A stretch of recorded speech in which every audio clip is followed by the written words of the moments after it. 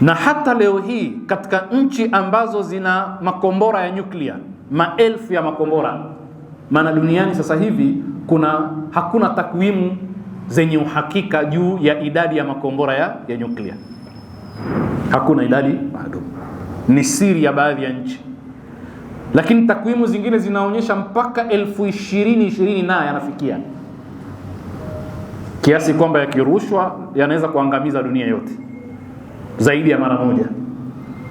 Sasa yule mwenye kombora la nyuklia na mwenzake anaye hivi, si mnafahamu kwamba mmoja akimrushia mwingine, huyu mwingine hana nafasi ya kulipiza Yani sio kombora ambalo likirushwa likatua wewe utanyanyuka ujikungute vumbi alafu uendelee kwenda.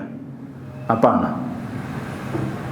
Sasa maana yake ni nini? Ni kwamba wale wenye makombora ya nyuklia wameelekeza kwa wenzao kwa namna ambayo lau kama mwenzake akilirusha muda ule ule atakalichomoa, na la kwake litachomoka pia kuelekea upande ule.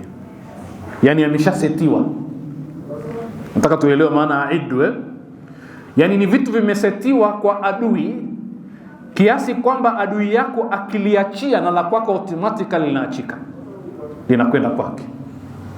Wa illa ukisubiri na wewe sasa upigwe ndo upige, utopata fursa hiyo.